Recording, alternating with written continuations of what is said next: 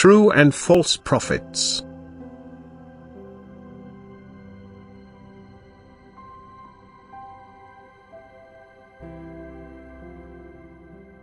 No matter what is done to displace the truth, it will nevertheless prevail, even though misconceptions will claim countless victims. Yet anyone with serious intentions will find the truth. He will also clearly recognize misconception as such, and it will be of no further danger to him. The fact that people generally fall prey to error is understandable, since error always promises certain advantages to a person, be they of a spiritual or an earthly nature. And people are always interested in gaining advantages. They do not love truth for the sake of truth. It always has to involve a benefit for them, only then are they willing to accept it. Pure truth, however, presents everything clearly and openly and can also result in a person's disadvantage if the world, his earthly well-being, still means too much to him.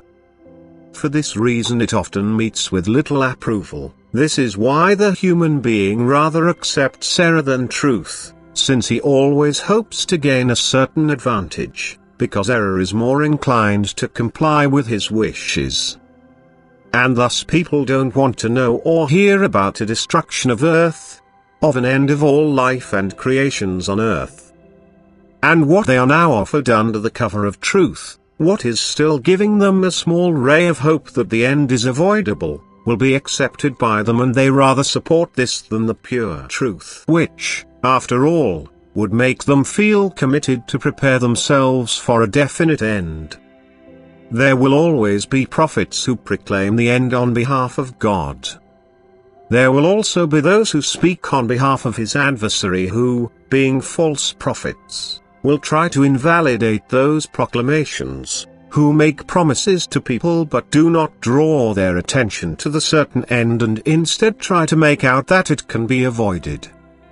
And again, these prophets will meet with greater approval because people don't want an end to come, thus they rather accept teachings which promise them an advantage. Completely ignorant people will find it difficult to differentiate between lies and truth. But a person who has already been initiated into spiritual knowledge need only question, as a criterion of truth and fallacy, the purpose of a doctrine, what it aims to achieve. If it wants to impart more knowledge to a person, if it wants to achieve the improvement of his character, if it helps him to detach himself from matter, then it is of divine origin and has to be valued as truth.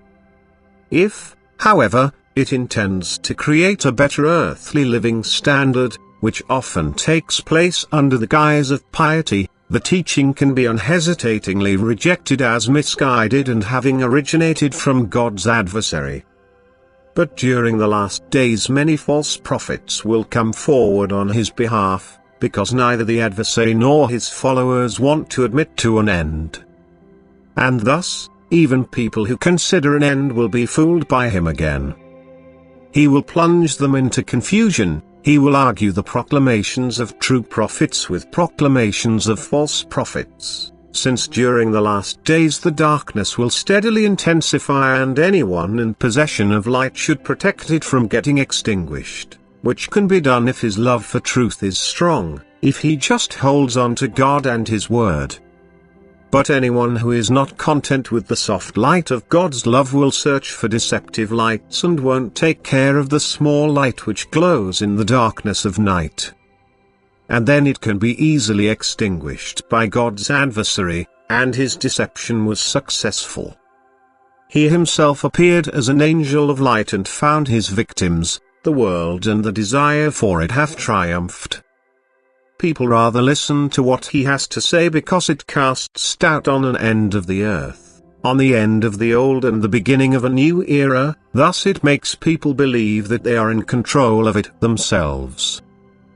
They recognize this advantage, and the mere fact that he makes people believe that they can delay or avert the implementation of God's plan of salvation identifies Satan's activity. However, This activity is also part of the visible indication of the end, and he will undertake many more attacks against the truth, and he will get especially busy where he finds no resistance due to an absolute desire for truth. Because that is where the lie is not recognized, and where he has an easy game. But he will not be able to deceive those who work for God and on his behalf, for they are enlightened by his Spirit and will always be able to differentiate between truth and error. Amen.